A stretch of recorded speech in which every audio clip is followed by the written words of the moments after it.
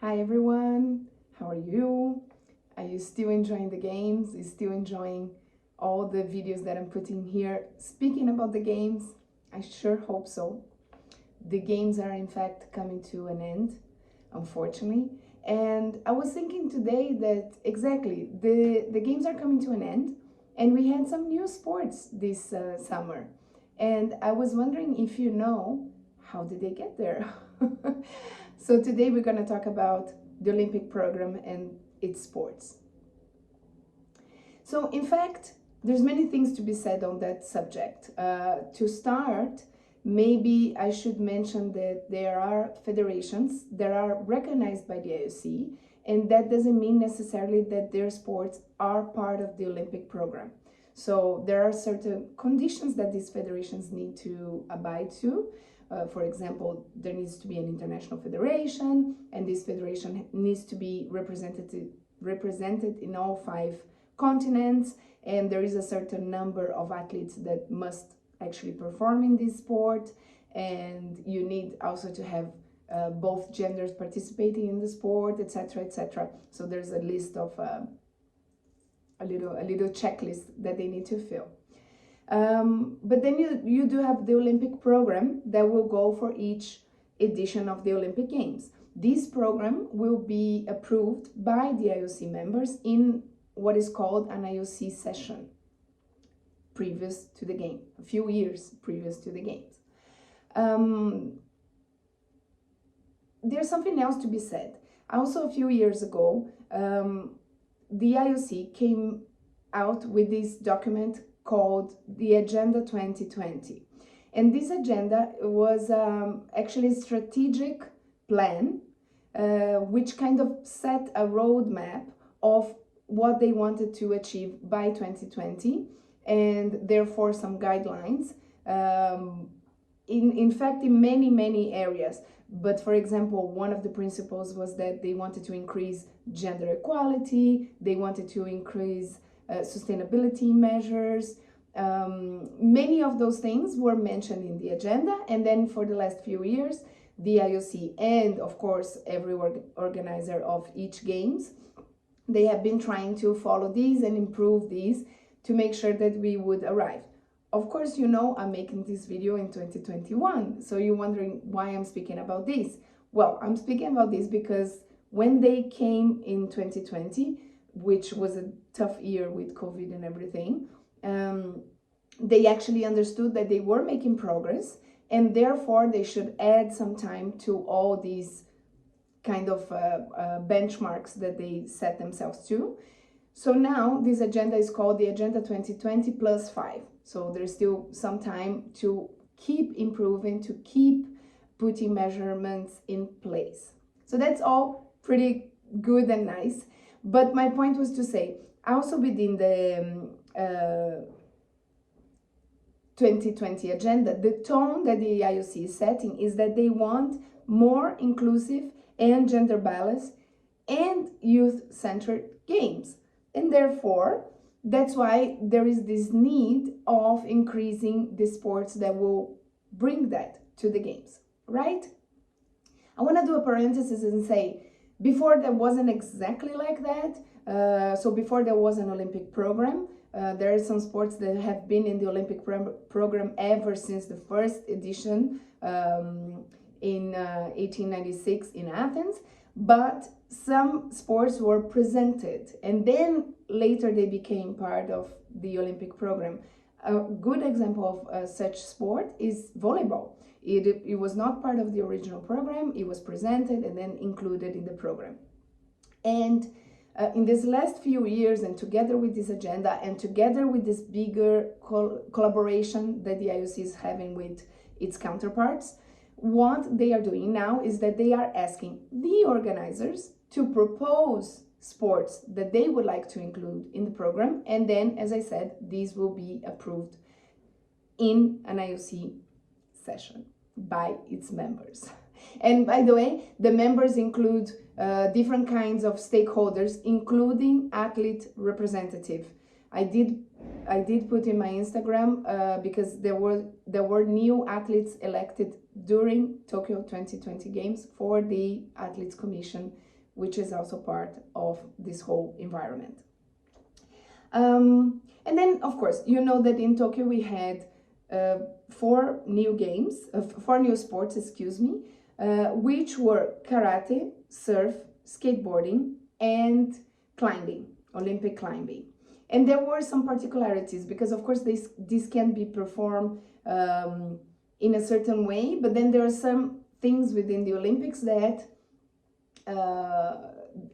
make it for the Olympic program. First of all, because you need to either reduce or increase or establish a certain number of athletes that will make it to the games, which means the qualifiers of these games and the international, the world championships of these games, of these sports, will have to qualify those athletes to play or participate in the Olympic Games. So there's these conversations are ongoing for conversation with the Federation and the IOC, of course. And I have a cheat sheet here, just to say, for example, within these four sports, what were some of the particularities within these games of Tokyo 2020. These four new sports added 18 events and 474 athletes of these games, with equal numbers of women and men competing in each sports, which is amazing. We have to be really happy about that.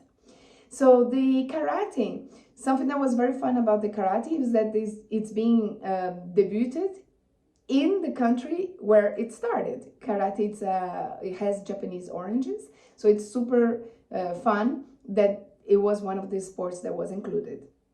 And another thing that I thought it was very interesting was that the climbers, if you did watch a little bit of the climbing competition, I hope you did because it was very exciting. The climbers were required to do all three events, right? So it was a complete sport. So they had all this, I will correct myself, all three disciplines. So they had three disciplines which made one event, right? I hope I'm making myself clear. I will give another example to make sure that I'm understood. For example, in swimming is the sport, and then you have different events, which are, for example, the whole relay, it's an event, right? So that's one thing, is one event within because only you can compete just in that, for example, just in the crawl, which wasn't the case for climbing.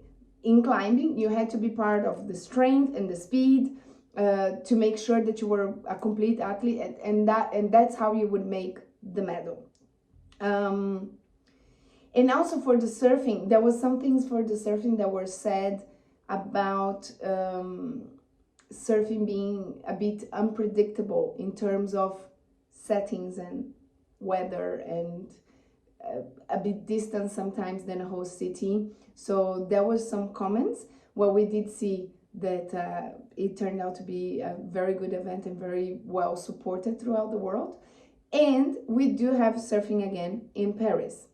So going now to Paris, we will have again 4 sports, but not the same 4. We will have surfing, we will have skateboard, we will have climbing, but karate will be kicked out, and the sport that was proposed by Paris 2024 and was approved by the IOC was breakdancing. So yes, we are going to have in the Paris 2024 Games breakdancing. Why breakdancing? Well, first because it does fulfill all the conditions that it's meant to fulfill, but also because breakdancing was a sport that was part of the Youth Olympic programs of 2018 in Argentina. So a few years ago, as you probably know, besides Summer and Winter Olympic Games, we also had the Youth Olympic Games. And within the Youth Olympic Games, not only the point was to attract young people and to make even a bigger celebration than the Olympic Games, Summer Games already are, but it was also to do this kind of test, I want to say. So you put new sports and you put sports that young people are interested in, and you see how they work, and you see competition-wise how are they performing, and you see on TV if it makes a good sport. There are many things to be considered. And I mean, breakdancing will be part of the event, and I suppose by then, hopefully, we will still be talking about it, and we will see if it makes sense to be part of the Olympic program, and so on and so forth. So that's how sports will be included or sometimes excluded from the games. Particularly, what I wanted to end this video with is to say that I thought these 4 new sports were very, very interesting, very exciting to see. The athletes performed very well. The venues looked very, very beautiful. I would say skating and climbing venues, amazing. And I find it exciting that they're trying to do new things, they're increasing their program and making sure that they understand the feedback of the fans and of the athletes, which are stakeholders of the games. So I hope you enjoyed that. I hope now you understand a little bit more of what those sports are doing there. And keep sending me questions and feedback. Thank you, and see you again soon.